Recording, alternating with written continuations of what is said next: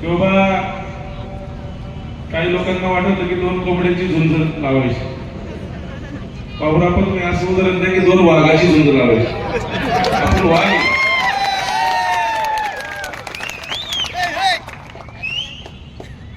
खर तर या सर्व घडामोडी घडल्या.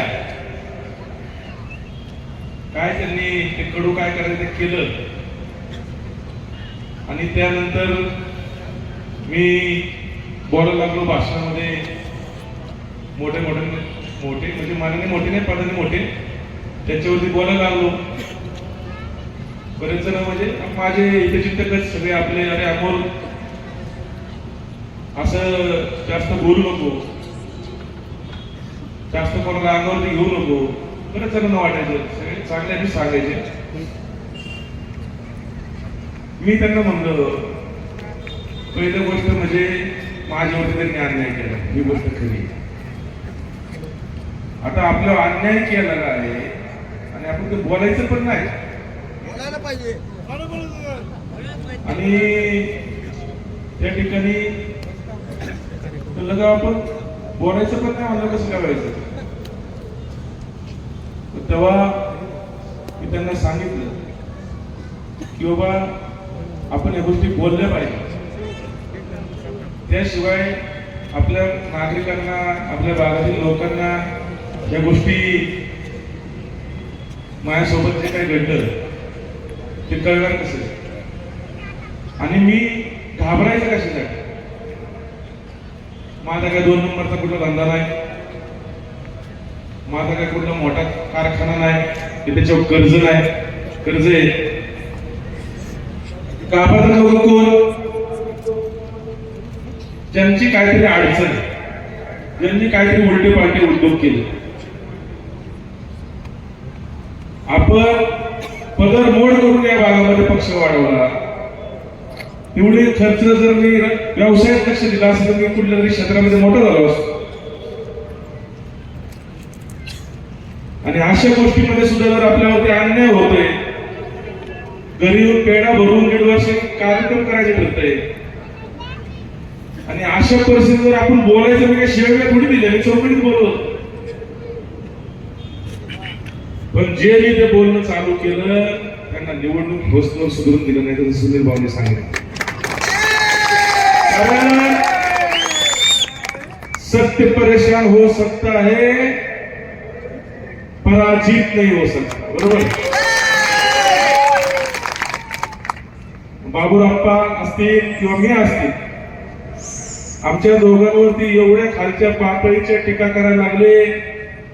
वेगवेगळे व्हिडिओ कौटुंबिक सुद्धा विषय काही बाहेर काढण्यात आले.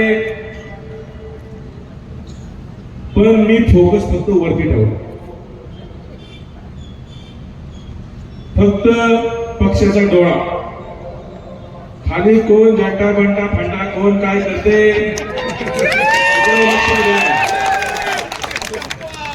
बाबूराप्पांनी सांगितलं होतं की डोक्यावरती बर्फ तोंडात साखर. मी माझ्या प्रतिस्पर्धी उमेदवाराचं नाव सुद्धा पुढे घेतलं नाही, कुठली टीका पण केली. कारण माझ्यावरती अन्याय वरच्या नेत्यांनी केलं होतं. आणि खर तर बरेच जण म्हणले अरे तुला भीती वाटत नाही का, मग अशी सांगितल्याप्रमाणे.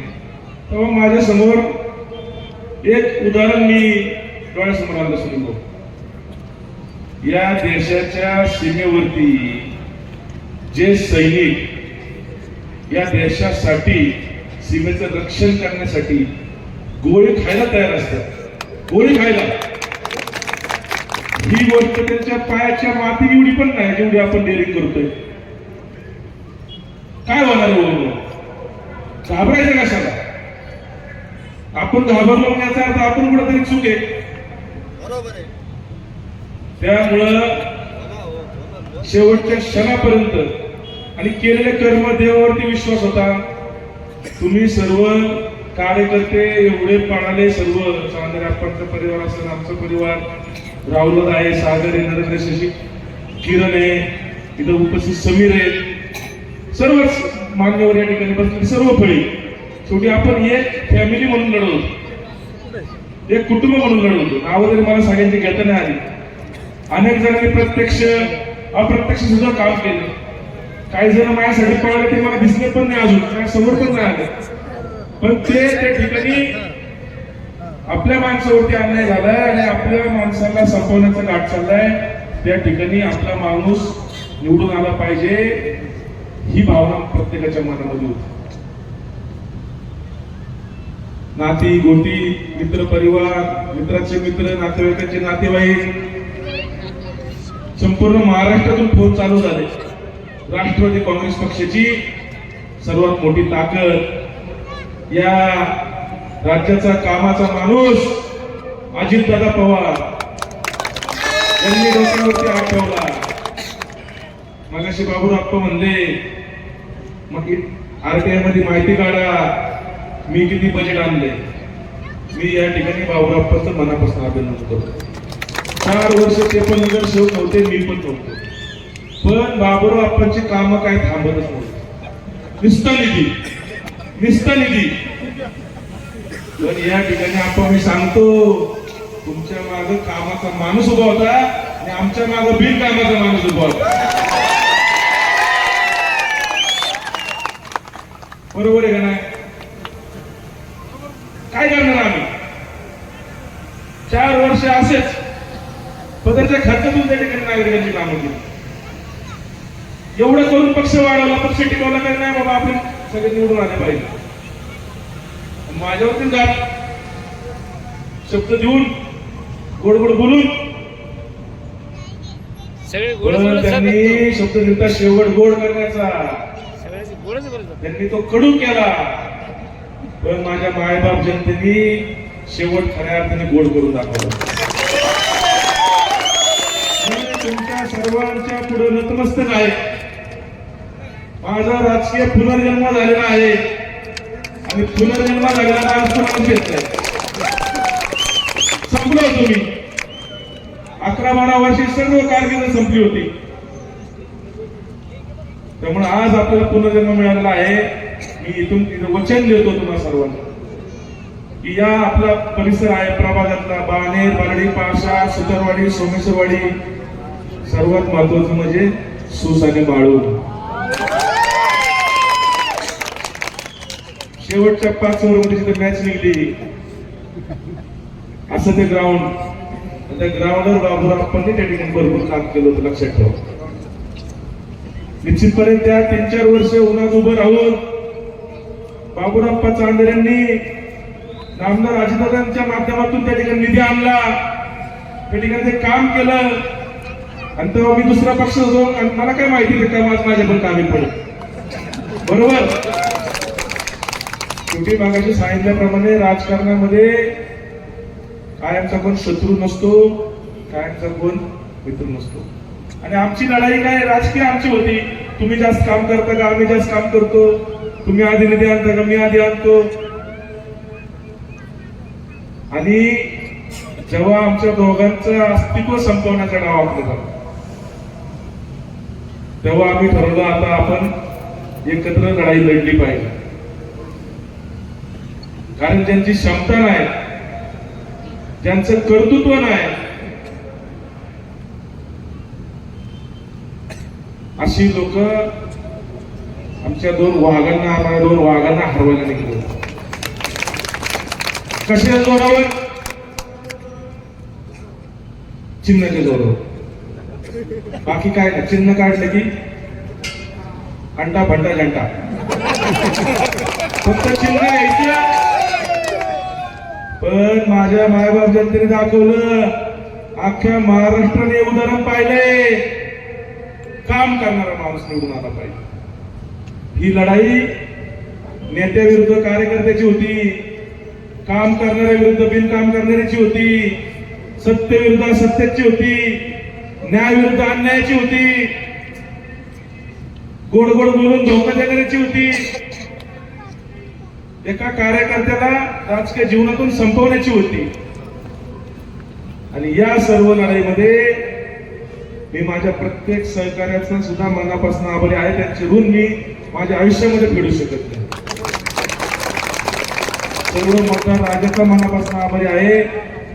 अशक्य अशी गोष्ट आणि हा प्रभाग का अख्ख्या महाराष्ट्राचं लक्ष आहे, महाराष्ट्राचं अख्ख्या महाराष्ट्राचं लक्ष एवढ्या 129 महापालिका. किती महापालिका होते सुनील भाऊ? सुनील भाऊ किती महापालिका? 29 महापालिका. 129 महापालिका म्हणजे प्रभाग किती असतील? नगरसेवक किती असतील? सर्वांचं लक्ष फक्त प्रभाग 9. प्रभाग 9. त्या 9 आकड्याचं माझं असं नातं आहे ना,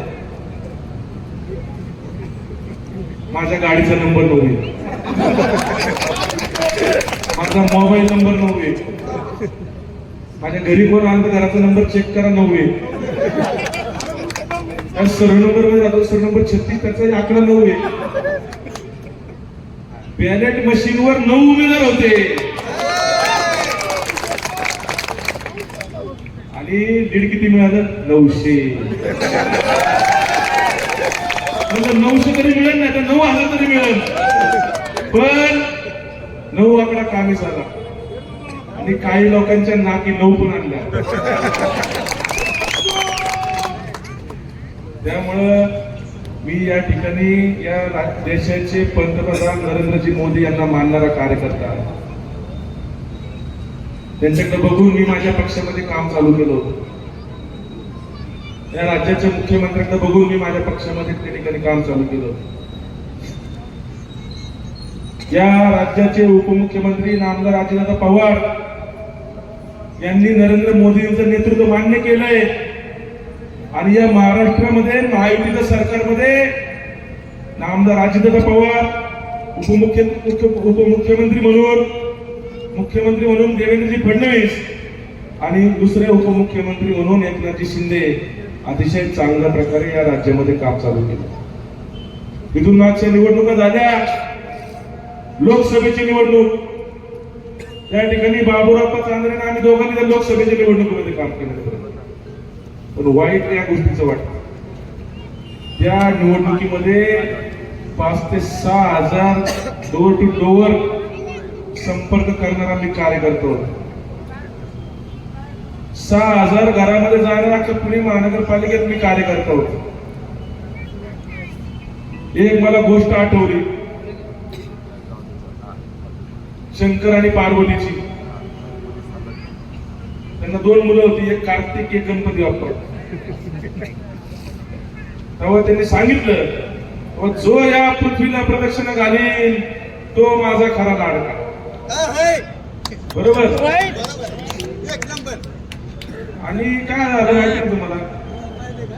कार्तिक मोरावरती बसते आणि प्रामाणिकपणे पृथ्वीला प्रदक्षिणा घालत असते. बरोबर. त्यांचं काय चुकलं का? पण गणपती बाप्पा हुशार होते. त्यांनी काय केलं, शंकर आणि पार्वतीलाच गोल फिरत बसले. म्हणजे जर देवाला पण कौतुक आवडत असेल, आपल्या भोवती फिरलेली लोक आपला जवळचा माणूस आहे, तसं काही लोक या नेत्यांच्या गोल गोल फिरत होते. त्यांना वाटलं अरे हेच लय भारी, हाच आपला माणूस. ज्यांनी प्रामाणिकपणे काम केलं त्याला संपवण्याचा डाव असतो. असो, शेवटी परमेश्वर आहे, कर्म आहे, सर्वांची पुण्याई आहे. आणि आज तो काल त्या ठिकाणी आजच न्याय मिळाला 2 वाजता आपलं पाठ. त्या ठिकाणी बोलण्यासारखा अधिक आहे, पण आज आपला गोड दिवस आहे. गोड तुमच्या सगळ्यांमुळे झालेला. त्यामुळं संक्रांत गोड झाली. काल किंक्रांत होती का? काल काय निकाल मला 2 वाजता लागला, किंक्रांत लागला नाही. त्यामुळे आप्पा, राहुलदादा, सुनील भाऊ, निश्चितपणे येणाऱ्या काळामध्ये आपल्याला या सर्व गावांचा विकास करायचा आहे. प्रामुख्याने सूस आणि माळुंग्याच्या सर्व ग्रामस्थांचं मी मनापासून सर्वांच्या वतीने या ठिकाणी व्यासपीठावरील मनापासून आभार मानतो. सर्वच मतदार, प्रत्येक मतदार ज्यांनी कोणी आम्हाला मतदान केलंय त्यांचा पुढे मी नतमस्तक होतो. आणि मगाशी आप्पांनी सांगितल्याप्रमाणे ज्यांनी आम्हाला मतदान केलं नाही, उद्या तेही काही समस्या घेऊन आले तरी आम्ही त्याच्याकडे काय बघणार नाही. त्यांच्याही समस्या सोडवू कारण आम्ही या प्रभागाची कामाची माणसं आहोत. या ठिकाणी घड्याळ जरी आपलं असलं तरी वेळ आपल्या हातात नाहीये. त्यामुळे अनेक लोकांना आता जल्लोष करायचा जल्लोष करायचा पण जल्लोष करून दिलं नाही. एवढा उत्सव होता पण जल्लोष करायचं पण त्यामुळं काय खाली करून त्यामुळं या ठिकाणी मी इथं उपस्थित आपल्या सर्वांचं मनापासून आभार मानतो. व्यासपीठावरील सर्वच उपस्थित मंडळींचा मी मनापासून आभारी आहे. त्यानंतर कार्यकर्त्याचं प्रेम असतं. मी पण कार्यकर्ता आहे. मी माझ्या नेत्याचं करणार. त्यामुळं उपस्थित सर्वांचं मी मनापासून आभारी आहे. मी माझं मनोगत थांबवतो. जय हिंद, जय महाराष्ट्र, जय राष्ट्रवादी. यानंतर सागर बालवडकर मित्रमंडळ तसेच अष्टविनायक मित्रमंडळ आणि सुंदर बाल